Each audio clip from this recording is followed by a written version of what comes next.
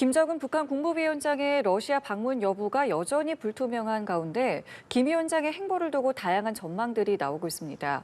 북한과 러시아는 김 위원장의 러시아 방문에 대해서 함구하고 있는 상황인데요. 미국은 북러 회담을 자포자기 행위로 규정하고 연일 비판하고 있습니다. 바이든 대통령은 시진핑 주석이 참석하지 않은 G20 정상회의에서 미국판 1대1로 구상을 발표했습니다. 시 주석은 북러 밀착에 선을 그으며 내부 단속에 주력하는 모습인데요. 관련 내용들 반길주 고려대학교 일민 국제관계연구원 연구교수와 이야기 나눠보겠습니다. 교수님 어서 오십시오. 안녕하세요. 예, 안녕하십니까. 북러 정상회담 이야기 계속 나오고 있는데 지금 일본 등등 보도에 따르면 사실 이제 출발을 했어야 하는 시간이긴 한데 아직 관련해서 직접적인 언급은 없는 상황이에요. 그래서 동선의 노출을 부담 때문에 좀 일정을 바꿨다는 이야기도 나오고 있고 혹시나 출발했는데 몰랐을 수도 있다. 다양한 가능성이 좀 제기되는데 교수님 현재 상황 어떻게 보고 계세요? 예, 북러 정상회담의 어떤 가능성이 조금 약화된 측면도 없지 않아 있지만 네. 예를 들면 김정은이 열병식 했던 장병들하고 사진을 찍은 게 어제인데 이제 오늘 공개했잖아요. 예. 그것은 어떻게 보면 자신간의 표현이라고 볼 수도 있습니다. 내치를 이 정도로 중요한 외교 행사를 앞두고도 단단하게 한다. 그러면서 동시에 약간 기만전실이라든가 다른 의도도 있을 수는 있겠죠. 그럼에도 불구하고 이번에 진행된 여러 가지 정황, 조짐, 예를 들면 지금 핫산역의 준비 상황, 시찰단의 어떤 모습들, 그다음에 페인트 칠을 하는 어떤 건물 정비의 모습 보면 북러 정상회담이 예정대로 진행되고 있는 거는 이제 분명해 보이는 것 같고요.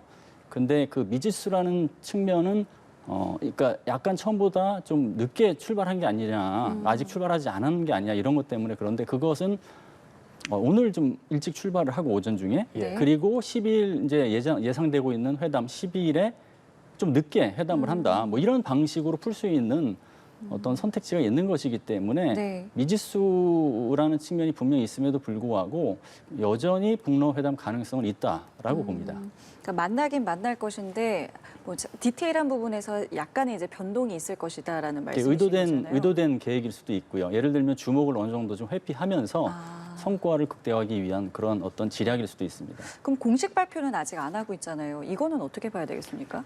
공식 발표가 지금 4년 전에는 했었죠. 네네. 그게 사실은 환경과 배경이 좀 달라서 그렇습니다. 당시에는 하노이 결렬 이후에 북과 러가 만나서 그거에 대한 후속 조치를 따지는 것처럼 어떤 세를 과시하는 그런 측면이 있었다면 지금은 러시아가 우크라이나를 침공한 후의 상황이잖아요. 그쵸. 그러니까 양측 입장에서는 어떤 자유와 주권을 힘으로 강탈한 국가를 대상으로 북한이 만나는 것. 그 자체 구도가 사실은 외교적 부담일 수밖에 없어요. 지탄을 받을 일이기 때문에 그 당당하지 않은 측면이죠. 그런 것을 발표를 한다? 그러면은 이미 이제 성과가 어떤 외교적인 북러 입장에서 나름 외교 성과가 나오면 네. 지탄을 받을 게 굉장히 많을 텐데 예. 그걸 미리 받을 필요가 없다. 이런 여러 가지 지금 당당하지 못한 상황에서 북러 정상회담을 진행하는 것에 대한 고민과 어떤 그거를 돌파하려는 의도 이런 게 담겨 있다고 봅니다.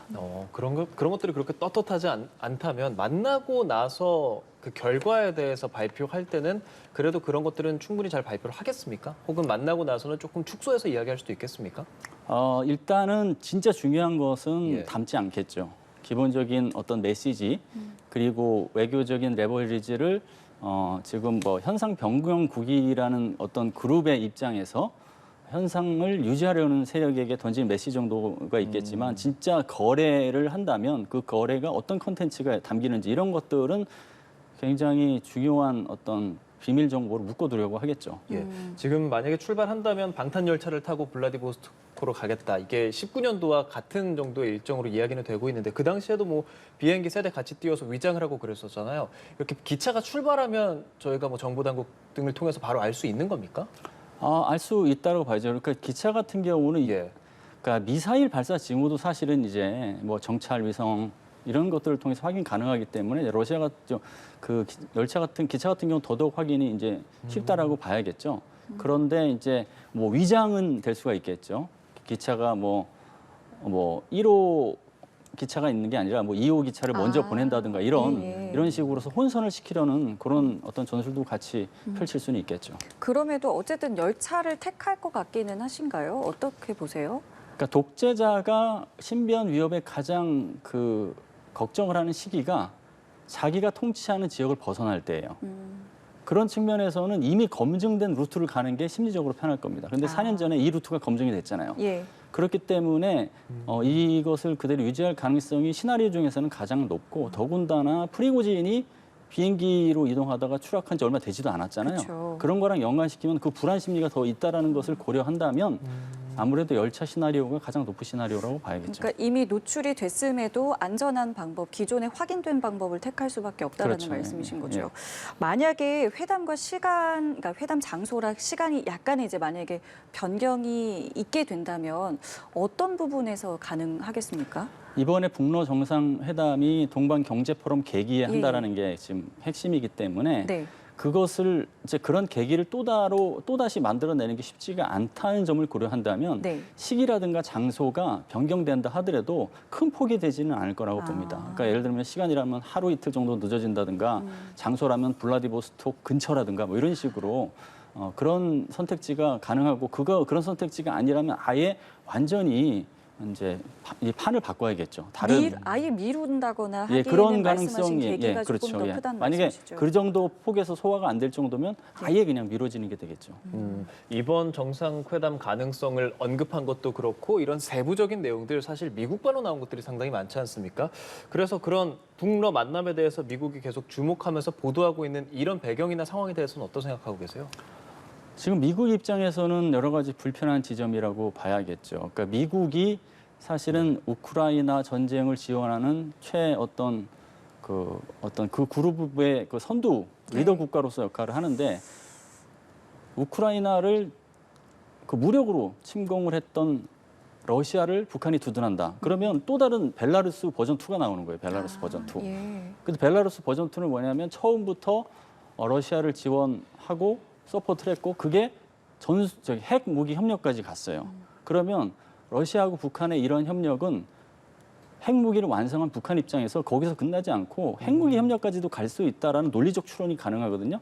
그런 여러 가지 고려 사항들이 우려의 대목이라고 할 수 있겠죠. 근데 일각에서는 그렇게 중요한 기술까지는 주지 않을 수도 있다 이런 말도 있던데요.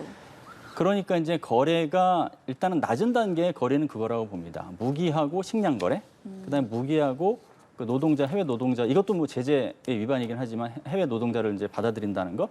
그다음에 좀 높은 선택지가 무기하고 첨단 기술, 특히 핵 추진 잠수함 관련 기술이에요. 네. 근데 이제 마지막 그 세 번째 경우에는 북한이 줘야 되는 게 많아야 될 겁니다. 그래서 무엇을 어느 정도까지가 주는지에 따라서 러시아가 주게 될 그런 어떤 품목 아니면 그 어떤 아이템이 나올 것 같은데 그것은 고도의 이제 사실은 외교 협상과 지략이라고 봐야겠죠. 야, 예. 그런 협상을 북러 정상회담을 통해서 할 수 있다는 가능성이 제기되는 건데 미국에서 부총리 같은 경우는 부통령이 이게 자포자기행이다라고 입장도 냈습니다. 미국은 이런 지금 북러 관계에 대해서 어떤 태도를 취할 것이며 국제사회에서는 어떤 행동들을 해야 한다고 생각하세요? 일단 북러 이 정상회담의 성격을 좀 규정을 해야 될 것 같아요. 이 북러 정상회담은 주권을 무력으로 침공한 국가를 두둔하는 행위죠. 북한 입장에서는. 그렇기 때문에 북한 자신이 현상 변경국이라는 어떤 인식을 국제사회에 각인시키는 행동이에요. 그리고 아까 좀 전에 말씀드렸던 것처럼 벨라루스와 유사한 형태고 그러면은 그 정도의 유사한 형태로 대응 조치가 있어야겠죠. 예를 들면 국제사회에서는 북한은 지금 핵 프로그램 때문에 제재를 받고 있고 네. 인권의 어떤 측면에서도 규탄을 받고 있는데 하나 더해서 이제 러시아의 우크라이나 침공 규탄 성명에 국제사회의 어떤 성명에 포함되는 국가가 되겠죠. 그게 있겠고 대러시아, 대벨라루스 경제 제재처럼 우크라이나 전쟁과 관련해서 북한도 제재의 대상이 될 수밖에 없겠죠. 지금 북한도 제재를 굉장히 많이 받고 있잖아요. 벨라루스와 비교했을 때 벨라루스가 더 높은가요? 이제 북한 같은 경우는 대북 제재를 굉장히 오랫동안 받아왔기 받아왔죠. 때문에 예. 그런 측면에서 굉장히 많이 누적이 됐고 고강도 제재가 국제사회 유엔 안보리뿐만 아니라 예. 독자 제재도 있고 뭐 이런 거기 때문에 네네. 사실은 북한이 받는 제재가 굉장히 많은 것은 많죠. 사실임에도 불구하고 예. 북한은 거기에 맞는 또 내성이 생겨서 아. 그게 어느 국가가 더 타격이 큰지를 따지는지는 사실은 쉽지가 않고요. 아. 어쨌거나 추가적으로 우크라이나 전쟁 때문에 제재를 한 번 더 받게 되면 네. 그 제재의 강도를 넘어서서 북한이 처하게 되는 어떤 그 위기적인 측면의 상징적 의미는 있다고 봐야겠죠. 또 하나 이번 이제 북러 간의 만남이 주목되는 이유는 이것이 이제 북중러의 관계를 좀 더 공고히 하는 하나의 계기가 되지 않을까 이런 관측도 있고 또 일각에서는 중국의 하나의 변수가 될 수 있기 때문에 꼭 그렇지만은 않다 이런 생각들도 갖고 계신 분들도 계시는 것 같아요. 어떤 생각 갖고 계십니까? 일단은 쇼이구 국방장관이 김정은을 만난 자리에서 북중러 연합훈련 필요성을 제기했기 때문에 북중러 이 구도는 사실은 북한과 중국, 러시아의 공동의 이익이라는 어떤 입장이 선 것 같아요. 그런 측면에서는 이런 방향성은 좀 정해졌다고 봐야 될 것 같고요. 특히나 예. 지금의 이제 이런 형태를 보면 신냉전에서 국익을 담보하는 어떤 방법 중에 하나로 이러한 그 결속이 이루어지고 있거든요. 그런 측면에서는 그런 방향성이 중요히 있다고 보고 그럼에도 중국이라는 변수가 이제 즉 세계 국가가 이러한 결속을 똑같은 수준에서 원하느냐 그것은 좀 차이가 있을 것 같아요. 예. 그러니까 어떤 경우에는 지금 입장에서는 러시아가 좀 더 급한 것 같지만 중국도 어차피 미중 전략적 경쟁에서 주도권을 장악하는 과정에서 북한이라는 행위자가 굉장히 필요한 상황이기 때문에 중국도 이러한 공동의 이익은 있는 것은 사실이고 그렇다고 북한은 이 3자 협력 구도에서 이 중요성을 좀 가장 낮게 보는 입장이냐 그런 건 아닌 것 같아요. 제가 보기에는 냉전 때는 그럴 수 있겠지만 신냉전 때는 북한이 이 북중러 구도를 역이용해서 전략적인 이익을 취득하려고 하는 게 더 많아졌기 때문에 북한이 어찌 보면 이 결속력을 통해서 받을 수 있는 가장 큰 수혜국이라고 볼 수도 있어서 네. 그 측면을 주목해야 될 것 같습니다. 그렇군요. 전승절 열병식 등의 쇼이구 국방장관이 참석하면서 북한과 러시아의 연합훈련 가능성도 좀 제기가 됐었지 않습니까? 그렇다면 지금 말씀 들어보면 중국까지도 함께해서 북중러 연합훈련의 가능성도 생각해 볼 수 있겠네요. 예, 그렇다고 볼 수 있습니다. 이게 방식은 여러 가지가 있을 수 있겠죠. 양자 훈련 먼저 하고 예를 들면 북중, 북러 이렇게 훈련하고 중러 훈련하고 그러다가 이게 연계돼서 북중러로 갈 수도 있고요. 그래서 어쨌거나 정상이 있는 자리에서 나온 발언이기 때문에 그것을 좀 구체화하는 나름의 노력은 분명히 있을 거라고 봅니다. 그게 어떤 식으로 그 해상이라는 현장에서 나타날지는 이제 두고 봐야겠죠. 그게 결정되면 굉장히 좀 단시간 안에 진행이 될 수 있는 부분입니까? 일단은 훈련을 하려고 하면 훈련 장소, 기간, 네. 그다음에 훈련 계획 이런 게 짜져야 돼요. 그쵸. 그러면 군사 당국자들이 만나서 어떤 훈련을 어느 장소에서 어떤 수준에서 할 것인지가 만들어져야 되거든요. 그러려면 시간이 좀 필요하다고 봐야겠죠. 예. 예. 자, 윤석열 대통령은 이제 순방 일정을 마치고 이제 귀국을 했는데요. 한미일 정상회의 이후에 이제 첫 다자 회의였기 때문에 어떤 이제 결과물들을 갖고 왔을지 굉장히 관심을 모아지고 있는 상황인데 개인적으로 좀 어떤 의미 갖고 있다고 보십니까? 저는 한 뭐 4가지 정도로 의미를 부여할 수 있겠다고 보는데요. 먼저 윤석열 정부가 작년 출범 후에 계속 강조했던 기여 외교, 그 기여 외교를 실천하는 자리였다. 그러니까 기여 외교를 할 것이다라는 일관된 목소리를 천명하고 네. 더해서 실천적인 어떤 그 아웃풋을 내놨다. 예를 들면 그 그린 녹색 기후 기금이죠. 예. 거기에 3억 불을 이제 제공하기로 하고 우크라이나에는 재건 사업을 포함해서 23억 불을 이제 제공하기로 했어요. 네. 구체적인 성과 사업이 있는 거예요. 그러니까 네. 성과 사업. 그런 측면에서 분명히 기여 외교가 허언이 아니라 실천을 한다. 그런 네. 측면이 있는 것 같고 그다음에 2개의 외교적 지대를 링킹시키는 어떤 시너지 측면이 있다. 그건 뭐냐면 한국은 인도태평양 국가이죠. 근데 아세안은 인도태평양 지역에서도 핵심적인 지역이에요. 거기에서 지역에서 인도태평양 국가로서의 책임을 다하겠다라는 게 아시안 관련 정상회의에서 이제 낸 어떤 목소리와 외교적인 어떤 그 측면이라고 볼 수 있고요. 예. 더해서 G20에서는 그 아세안, 그 인도태평양을 넘어서 글로벌 도전과제, 기후와 같은 도전과제를 하나하나 챙겨 나가겠다. 그래서 2가지가 실제로 다 링킹돼서 가뒀던 그런 측면이 있고 네. 세 번째는 한국의 외교적 레버리지가 높아지는 계기가 됐다. 예를 들면 미국 바이든 대통령 같은 경우에는 이렇게 잠깐 환담 나누기도 어렵거든요. 굉장히 미국 같은 경우는 양자회담, 뭐 이렇게 회담을 하려고 하는 국가들이 굉장히 많아요. 그럼에도 불구하고 3번이나 환담을 갖고 바로 맞아요. 옆자리에 앉아서 90분 동안 얘기하고 이것은 한국의 높아진 위상하고 연결되는 분명히 있고 국제사회가 또 그렇게 바라볼 겁니다. 아, 예. 그런 측면에서 성과가 있고 마지막으로는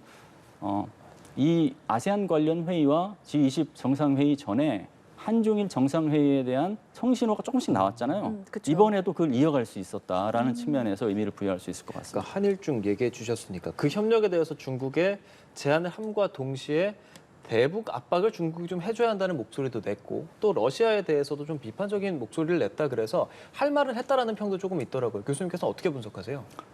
저는 그 보편적 가치와 같은 원칙을 강조하는 외교 이것을 견지하면서 안보 이익도 챙겼다. 뭐 이렇게 평가를 할 수 있을 것 같습니다. 상황에 따라 메시지가 바뀌면 그 국가가 내놓는 메시지의 신뢰성이 떨어지거든요. 그런 측면에서 분명히 북한이 중국과 러시아와 이제 결속을 하면서 제재도 흐지부지해질 가능성, 그다음에 핵 보유국 공식 지위로 가는데 교두보로 만들 가능성에 대해서는 분명히 이제 이야기를 해야겠죠. 네네. 그럼에도 불구하고 중국하고 협력할 사안은 북한뿐만이 아니에요. 여러 가지가 있기 때문에 그런 네. 것을 이제 나름대로 조절하면서 결국은 원칙 외교와 그다음에 안보 이익 외교가 잘 맞아떨어졌다. 그리고 이번을 계기로 한국 선진 강국 한국이 어떤 내는 목소리의 어떤 방향성 이게 좀 더 명확해졌다라고 볼 수 있겠습니다. 일관성 있는 태도라면 뭐 쓴소리와 뭐 협력을 동시에 강조하는 것도 상대국 입장에서는 충분히 받아들일 수 있다는 말씀으로 들리는데 맞습니까? 그것을 명확하게 메시지 관리하면 된다는 거죠. 예를 들어서 자유와 인권 같은 것은 양보할 수 없는 보편적 가치죠. 원칙이죠. 예, 그것을 예. 어느 상황에서는 적용하지 않고 그렇지 않으면 적용하고 네. 그게 국가의 문제가 아니라는 거죠. 그건 예. 예. 자, 그리고 이 내용도 좀 살펴볼게요. 바이든 대통령이 미국판 1대1로 계획을 발표했단 말이에요. 이 내용은 어떻게 보셨는지 그리고 배경은 또 어떻게 보셨는지 듣겠습니다. 사실은 이제 뭐 저는 한 세 가지 측면을 이제 볼 수 있을 것 같은데 우선은 이 중국이 1대1로를 추진하는 데 있어서 이제 견제 성격이 분명히 있을 수는 있다. 네. 그런데 그 견제 성격이 있는 것을 말로만이 아니라 실제적으로 어떤 그 구체적인 성과로 제시를 했다. 물론 1대1로에 비하면은 지금의 어떤 그 양적인 측면에서는 좀 적을 수가 있어요. 예를 들면 이번에 그 경제회랑 같은 경우에는 8개국이 참가하고 2개 조국 정도가 지금 참관한 걸로 지금 돼 있는데 그런데 이제 1대1로는 지금 148개국 정도 되거든요. 그리고 그 경제회랑의 그 거리를 보면 이번 경제회랑 한 480km인가요?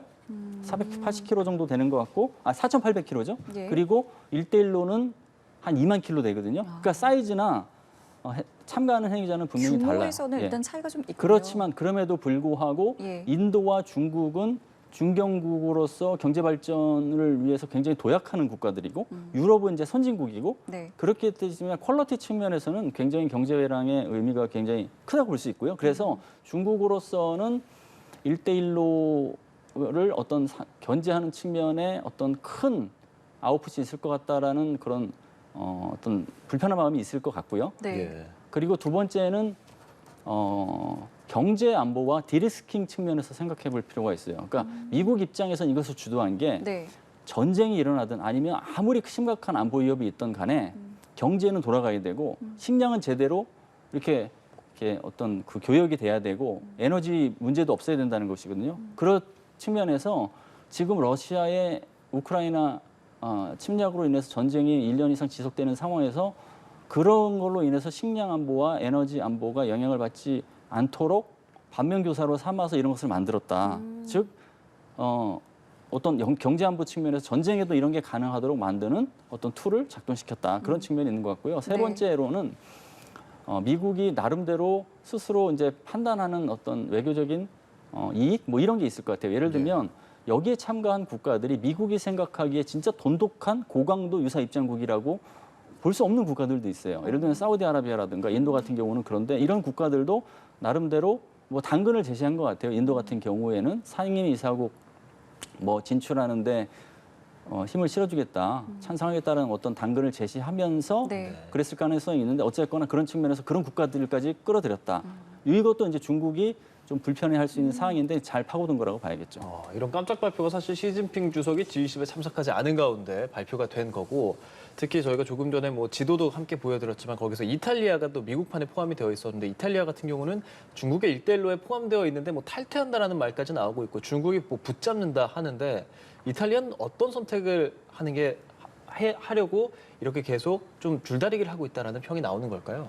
일단 멜로니 총리는 이번에 예. 이제 1대1로 탈퇴 의사와 무관하게 전략적 파트너 협력은 계속하겠다 이렇게 얘기를 했거든요. 네. 그리고 이제 내년이 되면 글로벌 전략적 파트너십 20주년을 맞기 때문에 그런 것을 고려해서 분명히 나름의 이제 1대1로 탈퇴 어떤 의도를 비친 것에 대한 그런 어떤 상황 관리는 분명히 났을 것 같아요. 그럼에도 불구하고 1대1로 탈퇴 시사를 하고 바로 경제 회랑에 동참한 것은 예. 이탈리아 입장에서는 이미 전략적 선택을 한 거라고 봐야겠죠. 그렇지만 중국이라는 국가 20주년, 즉 글로벌 전략적 파트너십 20주년을 앞두고 무리수를 둘 필요가 없기 때문에 그 과도기를 잘 관리할 것 같아요. 그래서 이 과도기 때 그런 전략적 선택의 변화를 연착륙할 수 있도록 네. 점진적으로 바꾸지 않을까라고 생각이 듭니다. 그리고 미국 전문가들 사이에서 이런 이야기도 좀 있다고 합니다. 아시아판 나토 구성 가능성이 이제 제기가 된 건데요. 가능성이 좀 있다고 보시는지, 만약에 가능성이 있다면 어느 국가까지 이게 포함이 될 수 있는 건지 뭐 어떤 생각 갖고 계세요? 저는 아시아판 나토는 이제 트랙 2에서는 여러 가지 논의 중에 하나가 될 수는 있을 것 같아요. 그렇지만 아시아판 나토가 실제 정부가 채택하는 정책화될 가능성은 크지 않다고 봅니다. 왜냐하면 아시아판 네. 나토라는 게 제도화되는 순간 신냉전 구도가 사실은 영구화될 수 있는 그 가능성도 있기 때문에 그것은 전 세계 어느 국가들도 원하지 않는 상황이라고 봐야겠죠. 단 예전과 이 동맹의 역학이 달라진 거는 사실입니다. 그런 측면에서 이해를 해야 될 것 같아요. 예를 들면 과거에는 아시아는 양자 동맹, 미국을 중심으로 한 양자 동맹 기반, 예. 그다음에 유럽은 나토를 기반으로 하는 다자 동맹, 집단 방위라고 하죠. 그런 두 가지가 이원화됐다고 보면 이제는 아시아의 동맹과 유럽의 동맹이 연계되면서 확장되는 측면이 좀 있어요. 그게 이제 대표적으로 오커스가 있고 네. 그 나토 플러스 AP4가 있거든요. 네. 그래서 이제 그런 측면에서 좀 이해를 해야지 이게 새로운 아시아판 나토가 부상하고 제도화될 것이다라는 것은 지금 입장에서는 좀 시기상조고 좀 합리적인 판단은 아닌 것 같습니다. 예. 그렇다면 지금 이야기 가장 많이 나오는 것 중 하나, 한일중 정상회담에 대한 이야기지 않습니까? 지금 일본과 중국 어떤 반응 내놓고 있는지, 그리고 만나게 된다면 어떤 영향이 있을지까지 여쭤보겠습니다. 한일중 회담이 이제 좋은 청신호를 걷고 있는데 이것은 어쨌거나 중국 입장에서는 지금 북중러 결속이 강화된다 하더라도 이게 언제까지 다 이제 가동될지는 잘 모르거든요. 왜냐하면 중국과 러시아가 친밀감이 좀 있었다가 멀어지기도 하고 뭐 이랬거든요. 그렇게 따지면 북중러 결속에만 의존할 수는 없고 다른 플랫폼에 가서 중국 자신이 원하는 의제를 던져서 국익을 쟁취하려고 하는 게 있을 거거든요. 예. 그렇기 때문에 중국 입장에서도 한일중 정상회의가 필요할 수도 있고요. 그리고 북중러 결속이 강화되는 것 때문에라도 네. 한국이나 미국이나 일본 입장에서도 마찬가지로 한일중 정상회의가 더 필요하다라는 인식이 자리 잡을 수 있거든요. 네. 저는 그런 측면에서 그것을 이제 바라보고 있습니다. 한일중 정상이 만나게 된다면 어떤 이야기가 지금 당장 나눠야 된다고 생각을 하세요? 일단은 이제 북핵 얘기는 이제 당연히 나와야겠죠. 그러니까 동북아 당사국이잖아요. 그 네, 세 국가는 그렇죠. 북핵 문제가 얘기 나와 있고 중국에게는 북핵에 대한 어느 정도 책임 있는 역할을 강조하면서 그 다음에 국제 정치적으로는 상위 정치와 하위 정치가 있는데 하위 정치, 즉 낮은 협력부터 이제 시작을 해야겠죠. 공통적인 기후, 예. 그다음에 해상에서의 어떤 위기 조난자가 있으면 조난자를 먼저 이제 구조하고 뭐 이런 네네. 것들 낮은 단계 협력부터 한다면 네. 협력의 의제를 낮은 단계에서 고강도로 이렇게 점진시키면서 정리화되는 과정에서 이게 가능할 거라고 봅니다. 예, 알겠습니다. 국제사회 정세에 대해서 반길주 고려대학교 일민국제관계연구원 연구교수와 말씀 나눠봤습니다. 오늘 말씀 잘 들었습니다. 네, 감사합니다. 네, 고맙습니다. 고맙습니다.